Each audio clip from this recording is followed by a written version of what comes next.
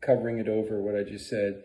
So I want to reward you by trying to get all the value in I possibly can within about a 20-minute time frame.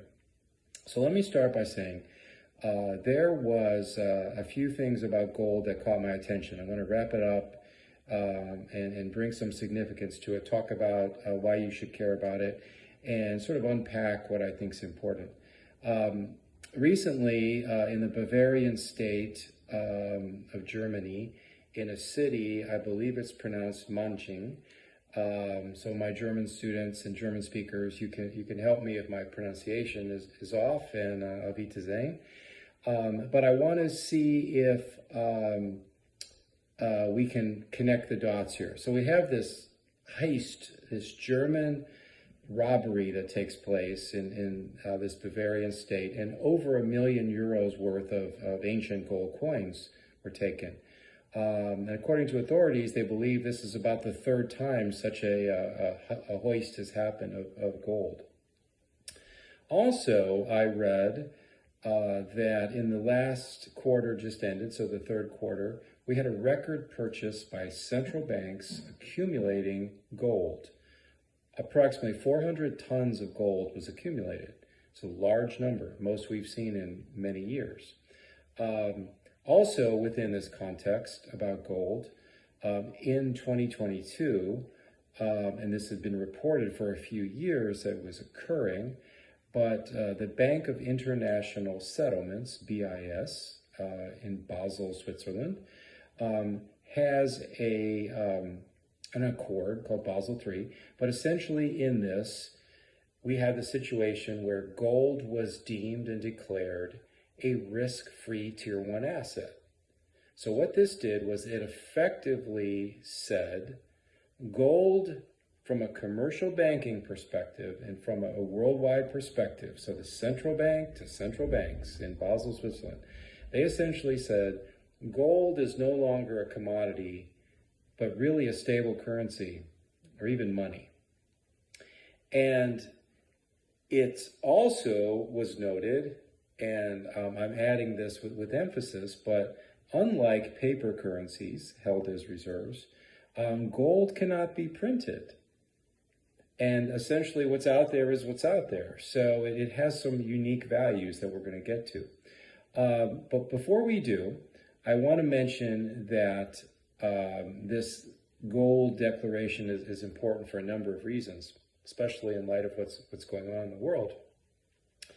But the way you need to understand this is every other central bank besides the U.S. central bank, because we are in a world where approximately 75%, maybe even more, depends on how you value it, but of trade is transacted in U.S. dollars.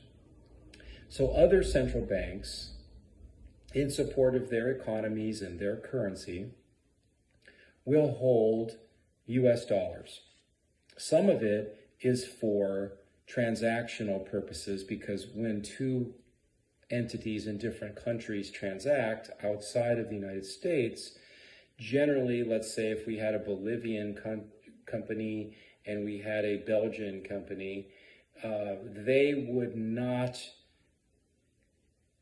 transact in their own currencies. They would determine a US dollar price and then trade that way. And then the two central banks, as they're kind of clearing transactions, would essentially just settle up or trade their holdings of US dollars. So that was how it would generally work out. So their banks, the central banks, if you will, are holding US dollars. They do that for transactional purposes, but also for another reason. And the Bank of International Settlements would determine that the central banks needed to have reserves supporting the bank and the currency, but they would also need to have foreign reserves. And these foreign reserves means something outside of their own home country's currency, and something that's liquid and redeemable and of value and sort of, major currency. So most of them hold a lot of US dollars for a few reasons, including the transactional reason, but also it is the biggest, most stable currency, if you will, in the world. Then they'll hold some euros, maybe some Swiss francs, some yen, etc., pounds, sterling. They will have a portfolio of these assets outside of their own home country currency and support it that way. Well, what's happened now is because of the Bank of International Settlements plan, gold is considered a tier one risk-free asset. So central banks are diversifying, if you will, their portfolio of foreign reserves, including purchases of gold. So you have the central bank to the central banks essentially saying, we see gold as a risk-free asset, tier one, basically a stable currency. And then when you start peeling the onion back and looking a little deeper, you have to realize too that unlike, let's say, a US dollar or a US Treasury bill or bond, many countries also hold those. It's a way of holding dollars but getting some interest as well. So there's a lot of treasuries held by central banks. And Japan is famous for that, but China as well and some others will hold that. But now you could actually hold some of your reserves in gold. So that is what's happening. So with that, there's more of an appetite. And you will see many times when a central bank needs to support its currency, they use foreign reserves. So that's what the purpose is. They need them. It can help support the currency as well as for transactions, as well as just capital adequacy. So they cover it off by having foreign reserves. Now, gold is essentially in that camp as the way. But unlike U.S. treasuries or U.S. dollars, there's really not with gold some of the same risks. There's not a counterparty risk. There's not someone on the other side who could default or not honor an obligation. You own the gold, you're looking at it. So it's unique in that sense. It has some unique appeal. Now it's considered a tier one asset. So it's a tier one asset with stable value. It's diversifying your foreign reserves. And, oh, by the way, it doesn't have a counterparty risk, which just about any other asset you could name would. You could default on a bond or a bill, or the currency could get diluted through money printing, excessive money printing, whereas gold you can't do that with. So it has an attractiveness, and a lot of central banks, especially with weaker currencies, will accumulate gold. So with regard to that, I want to now turn to why I think you should consider gold in your investment portfolio. I've just built the case. It's gotten our attention worldwide. We've got a heist, we've got central banks, and we've got the Basel III Accord. Now I want to dig in a little deeper on why we should think about gold as an investment and a hedge. As I often do, I like to talk about economic history, and I like to talk about economic history and financial markets. And historically, before fiat currencies, before paper money, gold and silver were primary ways that people stored value, transacted, and were essentially the money of the day. And I've used this example before, but it works, and I will do so again. But in early Roman times, let's say in around 50 BC to 50 AD, sort of, look in this region. But at the time, an ounce of gold would equate to approximately the cost or the value of a senator's main formal dress, their toga, their sandals, their belt, that sort of idea. 1 ounce of gold was the equivalent to purchase something like that. We fast forward 2,000 years later and essentially look at the price of gold around $1,700 an ounce. So $1,700 approximately buys 1 ounce of gold. If you look at that, 1 ounce of gold would equate to buying a senator's business suit, tie, shirt, belt, shoes, and socks. Basically what a senator a male senator would wear to Congress, to the White House, to the Capitol, to wherever they transacted business. So essentially, over that 2,000 years, gold has held its value. And nothing really can equate to that.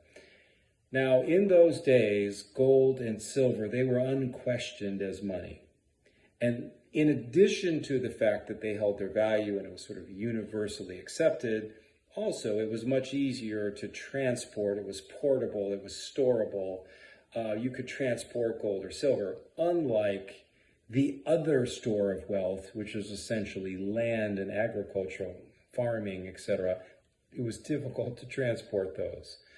So gold had the value side of it. A lot of things were held in farms and land as they measured wealth, but if you wanted something portable, you would have gold. So that's how it was. But it's lasted all this time as a store of value, so 2,000 plus years.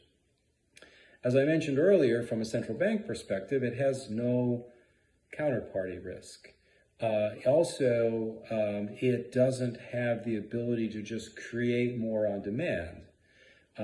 It's largely fixed. They mine some, they use some, but essentially what has been created in terms of gold, it already exists and we know about it.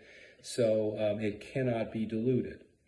It has also been a very good investment if I look over a period of time. So it's held its value really well. But if I look at 1971 forward, so once we had the decoupling of gold with the US dollar and the famous kind of Nixon announcements going back to that period of time from 71 forward, and I look at the value of the S&P 500, so the Standard & Poor's 500 largest well-known market cap companies in the United States.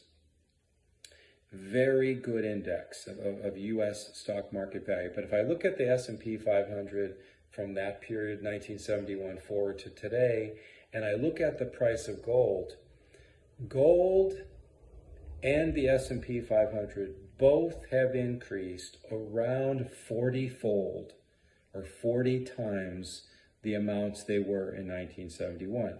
So the S&P 500, which has performed really, really well, and gold performed about the same. Actually, when I just look at it in value, gold actually beats the S&P 500 by a little bit. However, there's one caveat to bring to this. Gold, as it is a stable value, and like I said, you can't print more of it. It has a scarcity value, source of value kind of idea, store of value. But the S&P 500, those are shares in corporations. Those shares in corporations produce dividends and earnings and appreciation. So the gold price appreciated. The S&P 500 price appreciated. However, during that period of time, 50 plus years with the S&P 500, you would have gotten earnings through dividends. And if you reinvested those dividends in that same S&P 500, which is a very common practice for people who own stocks and who receive dividends, you have it reinvested and you buy the shares of the company as you get the dividends. If you would have done that in the S&P 500, so the money that it does throw off, repurchased more shares, and it just continued, you'd have done much better than gold. So the S&P 500 straight up gold, and it performed about the same, but with the dividends added, it's not even close. The S&P 500 beats it by a lot. So what I want to bring to you for consideration, and this is not investment advice, this is simply Ryan giving you his idea. But one of the things that makes a lot of sense, I believe, is looking at a gold mining company or gold mining stocks or gold mining ETFs where the companies do produce dividends. So this would be a way to invest in gold receive the dividends, reinvest in the company that primarily mines, produces, sells gold, stores gold, etc., things like that. It's a way to play gold, but it's also a way to capture sort of the benefit of dividends. So as I look at this strategy, I say to myself, gold has performed very well in good times and in bad times. So as a store of value, it's done much better than any paper currency, most all of which have gone away. They have no value except maybe to collectors. But the British pound is got a few hundred years on it, and that's one of the longest we've ever had. But gold goes back thousands and thousands of years as a store of value. So it's great in terms of its track record for holding value. It's also been a very good investment the last 50 years. But if you can combine some of those benefits that I just mentioned, the reserve currency side, the foreign reserves, the central banks accumulating it, tier one risk-free asset, values to diversifying your reserve currencies as a central bank, a hedge in good times and bad times, you bring all that together, and then we look at the power of dividends and compounding. It seems like something to merit strong consideration. The fact that Roman senators of the beginning of time of the AD cycle saw its value, and it was essentially the same value as it is today, you can't really compete with that track record. So if we can bring some sort of modern investment techniques of reinvesting dividends while owning essentially what is a gold mining operation, it seems like a golden opportunity. And while all that glitters is not gold, to sort of take from some of our Shakespearean times in looking at this, I think gold really does shine in this type of light. So I want you to think about it, do some research and look at gold as an option. Unlike bonds or other currencies, there's really not a default risk. There's not a counterparty risk. There's not a, basically inflation risk in terms of producing more of it, and so it loses value or purchasing power. And it has proven itself for at least 2,000 years. So in today's uncertain world, to me, that sounds like something worthy of consideration. So I want you to take a look at it, do some research, let me know your thoughts. But I think as we think about the gold heist, central banks buying it, and the fact that it can be used as essentially money by the central banks of central banks, I think it's something that we ought to consider for our investments and something in our portfolio. Okay, well, there you have it.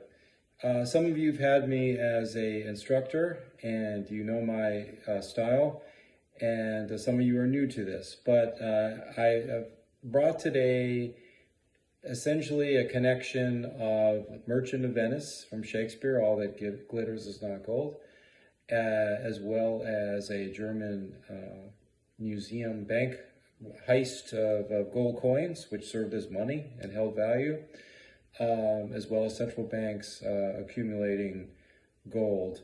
Brought it all together with a consideration for 2022 and into 2023, maybe putting a little piece of gold investments in our portfolio and think long term. So it provides a nice hedge and maybe a nice long-term investment.